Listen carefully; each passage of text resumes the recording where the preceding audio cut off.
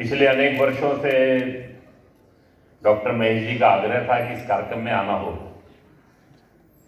दो कारणों से मैं प्रयास करता था कि किसी तरह से छुट्टी मुझे मिल जाए, कोई ना कोई रास्ता निकाल लेता था। एक, मुझे लगता नहीं कि जयपुर के प्रबुद्ध बंधु भगिनियों के सामने कोई इस विषय को मैं रख सकूं, ऐसा मैं अपने को समझता नहीं। तो मुझे लगता है कि मैं उस श्रृंखला में कहीं आता नहीं। अपने अपने क्षेत्र के अध्येता ज्ञाता हम सब लोग तो संघ का काम करने वाले साधारण से लोग हैं। ये सारे अध्ययन अनुसंधान इन सारे क्षेत्रों में काम करना, यानी ये हमारी फितरत में नहीं है, हमारी प्रकृति में नहीं है। जिस ढंग से डॉक्टर साहब आज की प्रस्तावना रख रहे थे, मुझे लगा कि विषय वही रख दे तो अच्छा है, क्योंकि जिस परिदृश्य में वो सोचते हैं, वर्षों से काम करते हैं, उस परिदृश्य में सोचना अभी अपना प्रारंभ नहीं है। और इसीलिए उपस्थित हूं तो अपनी सीमित बुद्धि से कुछ छोटी छोटी बातें आपके सामने रखने का प्रयास करूंगा। परिदृश्य की बात करते हुए उन्होंने पूरे विश्व की चर्चा की, भारत की भी चर्चा की।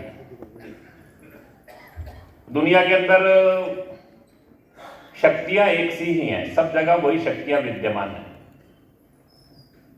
जिनकी चुनौतियां हैं। लेकिन मैं चर्चा करते समय विश्व के और उसकी पूर्व भूमिका में चर्चा नहीं करूंगा। मैं केवल अपने देश के अंदर सीमित रहते हुए ही सारी बात को रखूंगा। हमारे लिए एक बड़ा सौभाग्य का अवसर आया। 2 वर्ष पूर्व हमने स्वाधीनता का अमृत महोत्सव मनाया। हम सबके लिए सौभाग्य का विषय था कि हमारे जीवन में ये अमृत महोत्सव का क्षण आया ना। उसका वो 1000 वर्ष का संघर्ष क्या था, उसकी विभीषिका क्या थी, उसकी क्रूरता क्या थी। वो साधारण कोई सत्ता का संघर्ष नहीं था, उनके पीछे के विचार थे, उनकी कुछ प्रेरणाएं थी, उनके मन के कुछ संकल्पनाएं थी जो लेकर चले थे।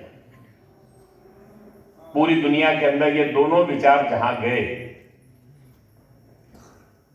वहां की भाषाएं समाप्त हो गई, वहां की संस्कृतियां मिट गई, वहां के समाज नष्ट हो गए या मतांतरित होकर मूल से कट गए।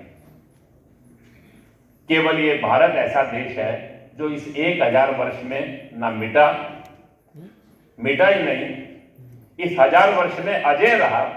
और केवल अजय नहीं, एक बार पुनः अपने उस मूल प्रवाह से जुड़ने को वो आतुर है, अपने सब गुलामी के चिन्हों को दूर कर दे रहे। इससे पहले भी हमने 1000 वर्ष संघर्ष किया था। शक, हूण, कुषाण, ग्रीक। आज से लगभग 1600 साल पहले, 500-600 सन के अंदर इस देश के अंदर एक अद्भुत घटना घटी है। वो दुनिया के इतिहास की ऐसी घटना है जिसके ऊपर बहुत एकेडमिक काम नहीं हुआ, बहुत अधिक अकादमिक जगत में काम नहीं हुआ। वो क्या था? ये शक, हूण, कुषाण, ग्रीक का आक्रमण कोई एक आक्रमण नहीं था, केवल एक सिकंदर या सेल्यूकस का नहीं था। 200-250 वर्ष चला। शकों का आक्रमण 300-400 वर्ष चला, हूणों का भी 200 वर्ष चला। ये सारे समाजों को हमने केवल परास्त नहीं किया, अपने में आत्मसात कर लिया। दुनिया के इतिहास की एक आत्मसातीकरण की अद्भुत घटना घटी पूरे भारत के अंदर। आपको वो समाज हमारे समाज में विलीन हो गए, हमने उनको गोत्र दे दिए, हमने अपने समाज का हिस्सा बना लिया और वो गुलामी के सारे चिन्ह मिटा दिए। आने वाले समय के अंदर इस देश के अंदर ऐसा ही एक बार पुनः भी होना है। उसके लिए भारत की तैयारी और उसको ध्यान में रखकर मैं आज इस सारे विषय की चर्चा आपके सामने करने वाला हूं।